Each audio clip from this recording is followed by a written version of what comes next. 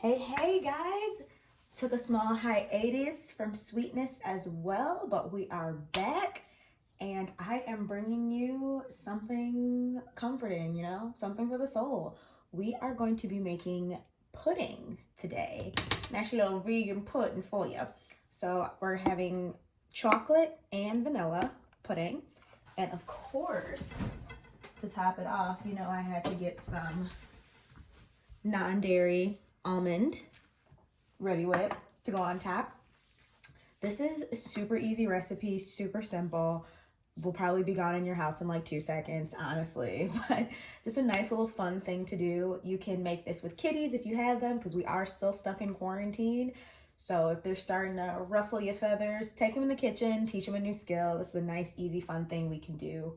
You can do together. Well, because I'm here with you. So per usual, all the ingredients are listed below. Share this with a friend that you think would enjoy it. Save it for yourself to make for later, whatever works. But let's dive right in. Oh, I did find these cute little cups at my local at-home store.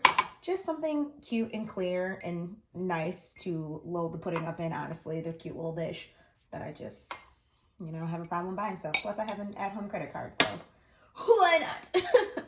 So let us get started. First things first, we have our saucepan. Mine has some water spots in there. Oh well. So a nice little small medium saucepan. For the video, I'm going to do chocolate pudding with you guys, and then I'll do vanilla for my little reel that I'll post later. But if you want it to be vanilla, you're just not adding your cocoa powder, of course. You're just sticking to the vanilla. And yeah, let's do this thing. So first things first, let's load up our ingredients. So you will need a 1/3 cup of sugar. So of course we have our organic cane sugar that I get right from Aldi's in a nice giant bag. Pour that right into our saucepan. And we'll move this over to the side. Also, how have y'all been? I hope you're doing well. I missed you. Even though I can't see you because this is previously recorded. But still, I miss you. Next is our cornstarch. And we are doing 3 tablespoons of that. These contacts are not working with my soul today. I just can't even see. So 1. Y'all know I can't count. I always mix up my numbers in my head. 2. 3. And so of course our cornstarch is just acting as our binding agent because we're not using gelatin, which is in most puddings, except we're using cornstarch. That'll help to thicken it up and keep it all delicious and pudding-y. Yeah, that's a weird made-up word I just tried to make up there. Next, we have our salt, and we're only doing an 1/8 teaspoon. I don't have a measurement that small, so I'm just using a 1/4 and knocking out 1/2. Just a little, it's basically like a pinch of salt is what you're doing. Oop, tripped on my feet. And then, of course, our oatmeal to get that nice creamy base. I'm using oat milk. You can also use almond milk, soy milk, kind of just whatever you have at the house. But I prefer oat milk or almond, honestly. So we're gonna do 2 cups of that we're gonna pour in slowly to make sure nothing gets lumpy. So we will just see if I can use my left hand, not ambidextrous. As I pour, we'll just whisk it in. I already spilled a little bit.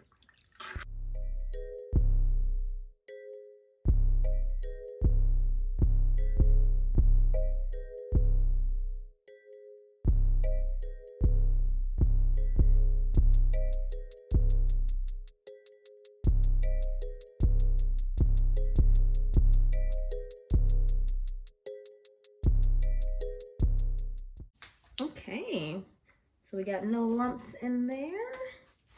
Good. So now we can add in our vanilla. We're doing 2 teaspoons of that. And since I'm doing chocolate with you guys, I'm actually going to stick to the correct amount of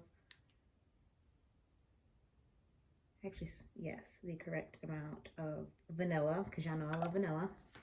So I'm sticking to 2 so it's not overpowering to our cocoa powder. Of course, I want this to be a nice soft brown.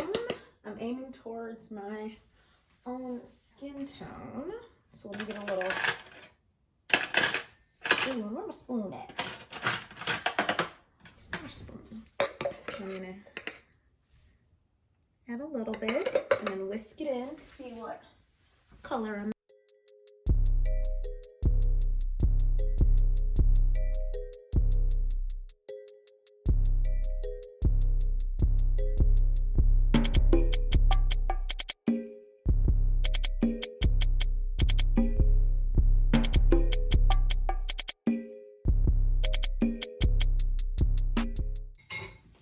And we can move your pudding mixture, excuse me as I hit the thing.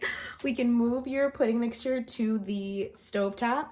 We are cooking this on low heat until it's thick, and we're kind of watching it, stirring occasionally. So pop that on and stand by her. But don't watch her, because you know a watch pot never boils. Just stand close to her, just so you know. So we're gonna do low. I'm putting her right between 2 and 1. Nice slow process. It's like making an egg. So we used to make eggs. It's a slow process. Nothing is rushed. Cooking is not a rushed sport, if you will. So we will let that simmer and then come back and see our final product. So popping in for our update, we are getting thick. So we're just gonna keep it on that low until it's nice and thick. I just want it a little thicker so that when it cools, it's like thick, 2 C's. I want it PHAT fat, okay? Anyway, so I just want it a little thicker than a Snickers. That's what I want. And then we'll be able to let this cool, because I'm loving it. We'll be able to let it cool and then serve it. Easy peasy. I told you guys, it's a nice little easy recipe. So I'll come back when it's actually cool and we can start to plate up our little cups. All right, so she's been off the stove and just been sitting, kind of coming down to room temperature. I'm loving this thickness. That makes me very happy. So now we just have to, I think there's a little bit of heat in there. There is. I'm gonna let this cool all the way down in the pan and then stick it in the fridge to cool up and thicken up. Let's have a little taste. Well, I'm pleased with that. I am pleased. Ooh, with some whipped cream and some cookie crumbles. Yum. So we'll let that finish cooling because there's still a little bit of warmth to that. We'll pop it in the fridge. All right, so our pudding has been chilling in the fridge for a couple hours now. And I'll slide this by the way so you can see. So we have a nice pudding consistency, nice and jiggly. I'm just gonna pop this up here so you guys can see. I'm just going to use my baking bag just so I can get the pudding in there without getting it all over the place so that I can take a pic later. Y'all know how I roll.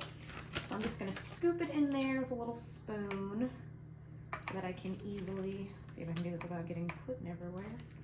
That's the real, the feet, okay. So I'm just gonna scoop a little in there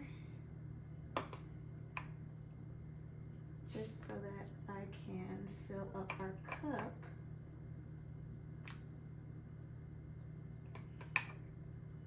With the puddings. With the puddings. That's good. I'd like to add a little more sugar. So instead of a 1/3 cup, I would do a 1/2 cup, honestly. So, I got a little pudding. I'm just stopping the stopper and then we can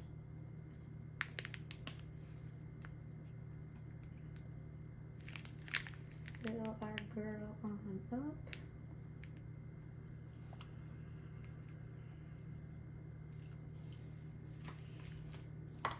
There we go.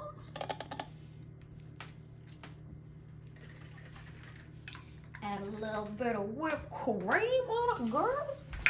Just a little bit. just a little to really lock in the flavors. Did I shake this enough? I never know if I shake this enough, honestly. It's fun little Ready Whip. Honestly, could have made this myself, but you know, here we are. I did not open this right.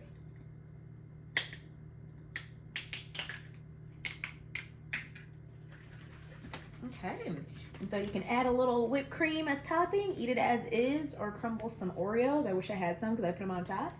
But if not, you know, just a little bit of boop, whipped cream, add it to your girl, and what? Oh my gosh. And voila, you got yourself some vegan homemade pudding. Easy peasy. So that's it, y'all. Per usual, thanks so much for tuning in. I will see you next week. It'll be the start of spooky season. Well, it'll be the first sweetness of spooky season because today is the last day of September. So I'll see you next week. Try not to drink too much watching the debates coming on up. But, you know, as always, I love you. Stay safe. Wear your mask. Bye.